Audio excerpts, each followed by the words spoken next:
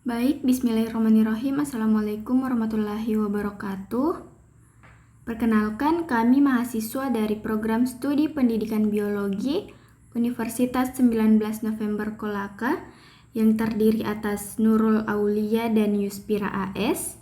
Di sini kami akan menjelaskan terkait materi siklus sel dan sel seluler dengan maksud memenuhi tugas UAS mata kuliah Biologi Molekuler yang diampu oleh Ibu dosen Ibu Ervina SP MSI. Baik, langsung saja. Yang pertama kita akan membahas mengenai siklus sel. Yang pertama yaitu tipe sel. Tipe sel di sini terdiri atas 3, yaitu sel labil, sel stabil, dan sel permanen. Yang pertama, sel labil.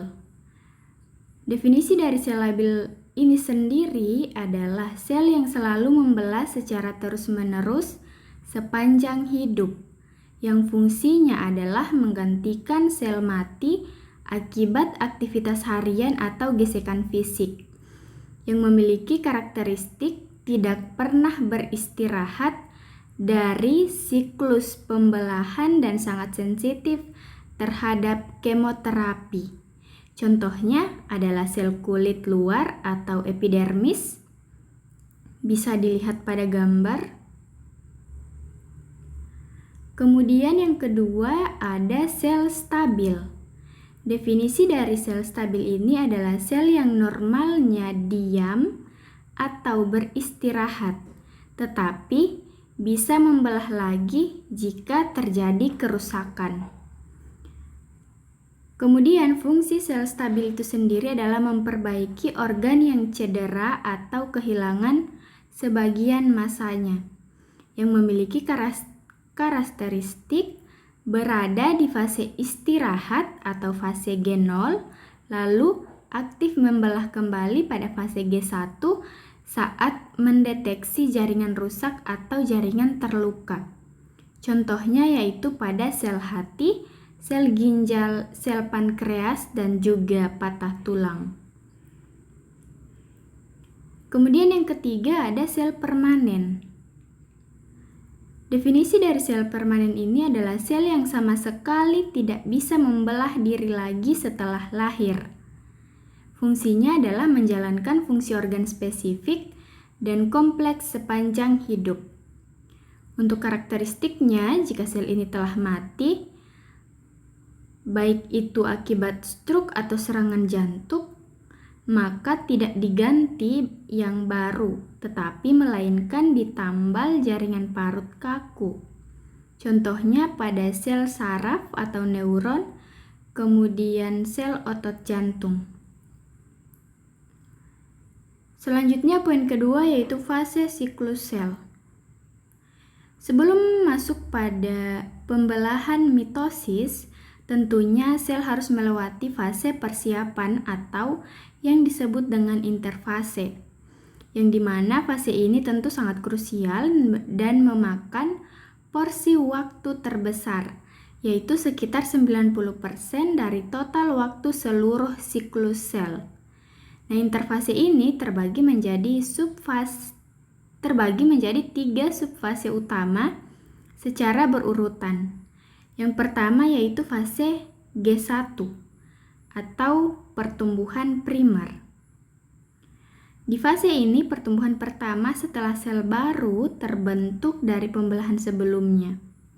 Maka pada tahapan ini sel aktif tumbuh membesar, kemudian memproduksi protein serta menduplikasikan organel-organel di dalamnya, seperti mitokondria dan ribosom untuk persiapan pembelahan sel.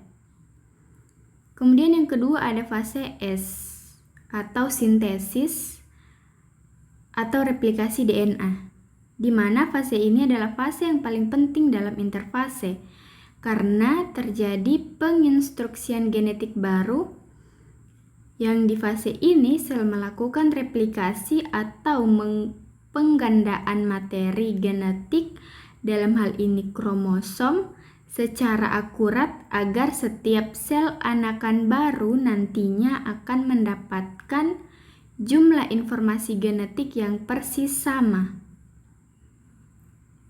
Kemudian yang ketiga adalah fase pemeriksaan. Ini adalah fase pemeriksaan dan pematangan akhir sebelum sel benar-benar masuk kepada fase pembelahan atau fase M, mitosis. Kemudian juga pada tahap ini sel melanjutkan pertumbuhan, memproduksi enzim-enzim serta mengumpulkan energi. Karena di akhir fase akan terdapat fase checkpoint atau pos pemeriksaan untuk memastikan bahwa tidak ada DNA yang rusak sebelum pembelahan dimulai. Selanjutnya pembelahan sel. Nah, setelah tahap interfase tadi, sel akan masuk ke fase M untuk melakukan pembelahan diri secara aktif dan menghasilkan dua sel anakan yang identik secara genetik. Proses ini terbagi menjadi dua tahap, yaitu mitosis dan sitokinesis. Pada tahap mitosis, proses pemisahan DNA di dalam inti sel itu melalui 4 tahap berurutan, dimulai dari profase di mana kromosom akan memendek dan selubung inti akan menghilang, kemudian metafase yaitu kromosom akan berjejer di tengah sel, lalu anafase yaitu di mana kromatid ditarik oleh kedua kutub yang berlawanan, dan terakhir ada telofase yaitu kromosom akan tiba di kutub dan dinding inti terbentuk kembali. Kemudian tahap yang kedua yaitu sitokinesis. Pada tahap ini yaitu tahap akhir yang terjadi bersamaan dengan telofase. Pada tahap ini yaitu sitoplasma atau cairan akan menciut dan membelah di bagian tengahnya sehingga dapat memisahkan sel induk menjadi dua anak yang mandiri. Selanjutnya ada fase genol, mitotik, dan postmitotik. Perlu kita ketahui bahwa tidak semua sel terus membelah. Ada sebagian sel yang memilih keluar dari siklus utama untuk beristirahat atau menjalankan fungsi spesifik di fase genol. Berdasarkan nasibnya, setelah masuk ke fase genol, sel dibagi menjadi dua kelompok. Yang pertama yaitu sel mitotik, yaitu sel yang dapat membelah lagi. Ini adalah kelompok sel yang masuk ke fase genol hanya untuk istirahat sementara. Sel ini tetap mempertahankan mesin pembelahannya sehingga jika tubuh memberikan sinyal darurat berupa luka atau kerusakan jaringan, maka sel-sel ini akan bangun dan akan kembali masuk ke dalam siklus pembelahan untuk memperbaiki kerusakan. Contohnya dalam sel hati dan sel pembuluh darah. Kemudian yang kedua ada sel postmitotik atau berhenti membelah selamanya. Ini adalah sel yang keluar secara permanen dari siklus pembelahan setelah mencapai bentuk dewasanya atau yang biasa disebut dengan diferensiasi terminal. Sel ini sudah membuang mesin replikasinya sehingga tidak akan pernah membelah lagi seumur hidup. Maka jika jaringan rusak atau mati, tubuh tidak bisa menumbuhkan kembali sel baru dan hanya akan bisa menggantinya dengan jaringan perut yang kaku. Contohnya yaitu pada sel saraf. Kemudian yang terakhir adalah sinyal sel dan regulasi. Siklus sel tentunya dikendalikan secara ketat oleh sistem molekul pengontrol dan harus melewati 3 pos pemeriksaan utama checkpoint agar pembelahan berjalan normal tanpa kesalahan kode genetik. Sistem penggerak utamanya adalah kombinasi dari 2 protein yang bekerja berpasangan, yaitu yang pertama Siklus sel digerakkan oleh siklin. Siklin ini adalah protein pemberi sinyal yang jumlahnya naik turun. Dan CDK. CDK ini adalah enzim yang selalu ada di dalam sel tetapi hanya aktif jika berikatan dengan siklin. Maka cara kerjanya adalah seperti gembok dan kunci atau seperti potongan puzzle. Ketika dua protein bersatu, maka lampu akan hijau dan menyala sebagai tanda sel telah diizinkan untuk masuk atau berlanjut ke fase berikutnya. Kemudian di setiap pos ini sel akan diperiksa secara ketat. Jika lolos, sel akan lanjut membelah. Jika ragu, sel akan dikirim ke fase G0. Dan jika rusak parah, sel akan dipaksa bunuh diri terprogram atau yang biasa disebut dengan fase apoptosis. Nah, pada pos pemeriksaan tersebut meliputi 3 poin. Yang pertama yaitu G1 checkpoint. Di tahap ini memeriksa kelayakan dasar sel seperti ukuran, kecukupan nutrisi, dan kebutuhan DNA awal sebelum sel diizinkan melakukan penggandaan materi genetik. Kemudian poin kedua yaitu G2 checkpoint. Di sini memeriksa hasil salinan DNA untuk memastikan seluruh materi genetik telah digandakan 100% dengan sempurna tanpa cacat sebelum masuk ke tahap pembelahan. Dan yang terakhir adalah M checkpoint. Di sini adalah tahap pemeriksaan posisi fisik kromosom saat pembelahan untuk memastikan semuanya berjajar rapi dan melekat pada benang penarik agar pembagian ke sel anak bisa adil dan seimbang. Itu saja pembahasan mengenai siklus sel dan selanjutnya akan dijelaskan oleh teman saya mengenai materi stres seluler. Apa sih stres seluler itu? Stres seluler adalah kondisi ketika sel mengalami gangguan akibat perubahan lingkungan atau faktor tertentu yang dapat mengganggu fungsi normal pada sel. Nah, sel akan memberikan respon untuk mempertahankan keseimbangan atau biasa yang disebut homeostasis dan kelangsungan hidupnya.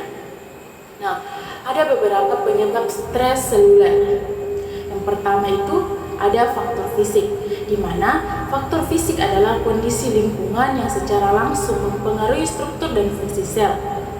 Salah satunya itu suhu ekstrim atau panas dan dingin, di mana suhu yang terlalu tinggi dapat merusak protein dan enzim dalam sel sehingga tidak dapat bekerja dengan baik. Sebaliknya, ketika suhu yang terlalu rendah dapat memperlambat aktivitas metabolisme pada sel. Yang kedua, ada namanya radiasi ultraviolet atau biasa sinar X, di mana radiasi dapat merusak DNA dan komponen sel lainnya. Jika kerusakan tidak diperbaiki, dapat menyebabkan mutasi bahkan kematian sel. Nah, ada faktor yang kedua, yaitu faktor kimia, di mana faktor kimia berasal dari zat-zat yang masuk ke dalam tubuh atau lingkungan sekitar yang dapat mempengaruhi sel. Nah, contohnya seperti apa? Contohnya seperti racun dan polutan, di mana zat beracun dari lingkungan seperti asap kendaraan dan limbah industri dapat mengganggu metabolisme sel dan menyebabkan kerusakan pada jaringan. Nah, contoh yang kedua itu pada obat-obatan tertentu. Contohnya penggunaan obat dalam dosis berlebihan atau jangka panjang dapat menimbulkan efek toksik yang menyebabkan stres pada sel. Nah, selanjutnya pada logam berat. Logam seperti merkuri, timbal, dan kadmium dan mengganggu kerja enzim dan meningkatkan pembentukan radikal bebas yang merusak pada sel. Nah, ada faktor yang ketiga yaitu faktor biologis, di mana faktor biologis berasal dari organisme hidup atau proses biologis yang mempengaruhi sel. Di mana contohnya yang pertama infeksi virus seperti bakteri atau jamur, di mana mikroorganisme patogen dapat menyerang sel, memanfaatkan sumber daya sel dan merusak struktur sel selama proses infeksi. Nah, mana saat tubuh melawan infeksi, sistem imun menghasilkan berbagai zat yang dapat menyebabkan stres pada sel di sekitar area infeksi. Nah, adapun faktor yang keempat itu faktor metabolik, di mana faktor metabolik berkaitan dengan gangguan proses metabolisme yang terjadi di dalam sel. Contohnya seperti kekurangan oksigen, hipoksia, di mana sel membutuhkan oksigen untuk menghasilkan energi. Jika pasukan oksigen berkurang, produksi energi menurun dan fungsi sel terganggu. Nah, adapun contoh kedua yaitu kekurangan nutrisi. Ketika kekurangan nutrisi, sel memerlukan nutrisi seperti glukosa, asam amino, dan vitamin untuk menjalankan aktivitasnya. Nah, kekurangan nutrisi dapat menghambat pertumbuhan dan perbaikan sel. Nah, sekarang kita masuk ke dampak stres seluler. Nah, apa sih dampak dari stres seluler? Di mana dampak stres seluler ini dibagi menjadi dua, itu dampak positif dan dampak negatif. Yang pertama kita bahas itu dampak positif, di mana contohnya adaptasi terhadap olahraga. Saat berolahraga, sel otot mengalami stres ringan sehingga tubuh meningkatkan jumlah mitokondria dengan efisiensi penggunaan energi.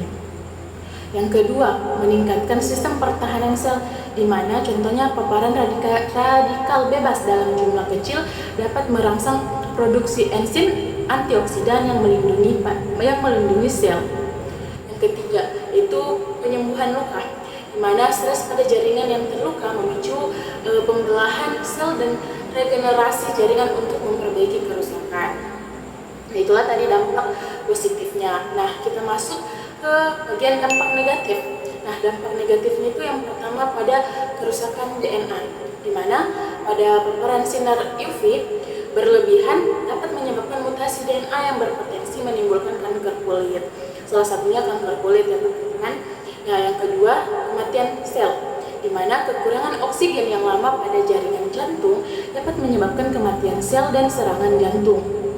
Adapun contoh yang ketiga itu penuaan dini, di mana ketika akumulasi radikal bebas menyebabkan kerusakan komponen sel sehingga mempercepat proses penuaan. Yang keempat itu penyakit degeneratif, di mana stres oksidatif yang berkepanjangan dapat berkontribusi terhadap penyakit seperti yang disebut Alzheimer dan Parkinson. Itulah tadi dampak negatifnya. Nah, singkatnya, stres seluler dalam tingkat ringan dapat membantu sel beradaptasi dan menjadi lebih kuat. Nah, sedangkan untuk stres yang berlebihan atau berlangsung lama dapat menyebabkan kerusakan sel dan menyebabkan penyakit. Nah, kesimpulan pada materi yang saya sampaikan yaitu stres seluler merupakan respon sel terhadap berbagai gangguan fisik maupun kimia, biologis maupun metabolik, di mana sel dapat beradaptasi, memperbaiki kerusakan atau mengalami kematian apabila kerusakan terlalu berat, di mana stres seluler yang berkepanjangan dapat memicu berbagai penyakit. Itulah materi yang sempat saya sampaikan. Semoga dapat bermanfaat bagi teman-teman yang menontonnya. Sekian dari saya akhiri dengan ucapan wabillahi taufiq wal hidayah. Wassalamualaikum warahmatullahi wabarakatuh.